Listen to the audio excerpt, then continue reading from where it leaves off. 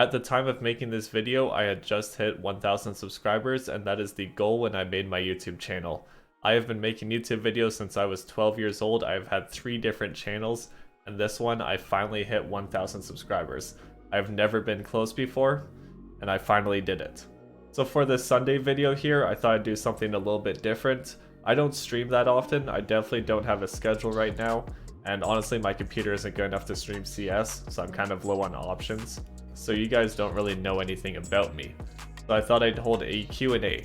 So I asked some people on Twitter to ask some questions. If you want to follow my Twitter, it will be in the description. And here are some of the questions that they have asked. The first question here is asking if it's hard to be epic in a world of fail. And honestly, I can't really relate to that. I think I'm dank in a world of cringe. But honestly, I don't know how it would be to feel epic in a world of fail. So I cannot answer that question for you. Maybe you could ask yourself. The next question here, if you had unlimited money for a sticker craft, what would it be? Also, what is your favorite sticker/sticker collection in terms of looks?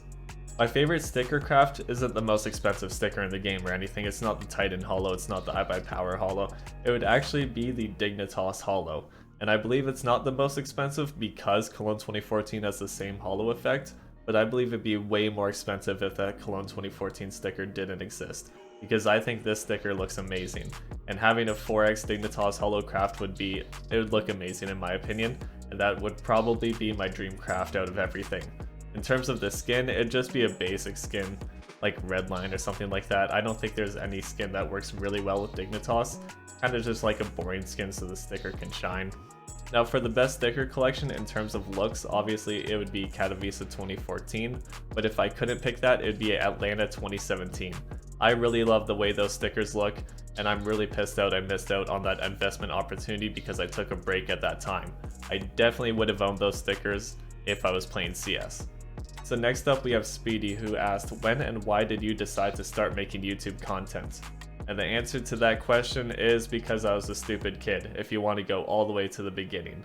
I was about 12 years old, maybe 11 years old, when I first grabbed my mom's camera and pointed it at the screen.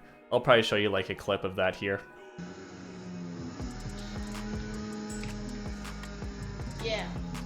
You don't see that every day with real cars. That's how boss I am.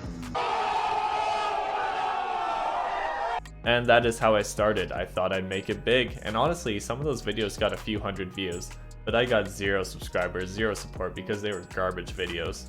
So that's how I started, and then I moved to Call of Duty montages probably when I was 13 or 14 years old. Joined a few teams, did some trick shotting, did some sniping. It's actually been going up. No! Oh. What? Am I gonna keep going? Oh my god.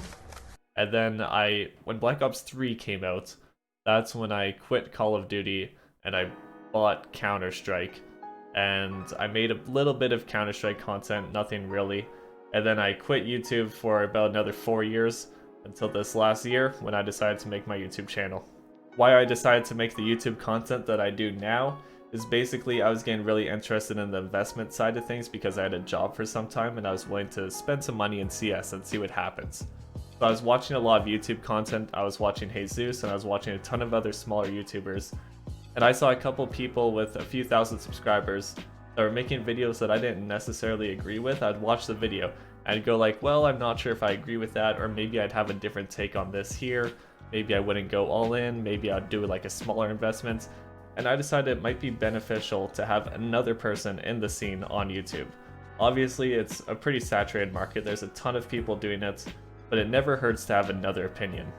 And I want you guys to treat me that way also, because I don't know everything and I can be wrong.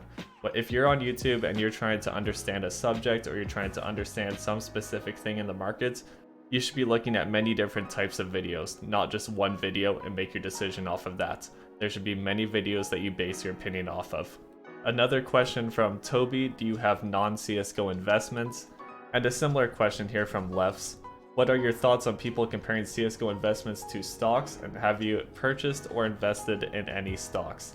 Now, I have not purchased or invested in any stocks, but I definitely should have, and I've definitely thought about it. A few years ago, I was looking at AMD back when they first announced Ryzen. and I believe their shares were about $6 a piece, and now they're like $50. So I definitely should have invested in that, but I never did.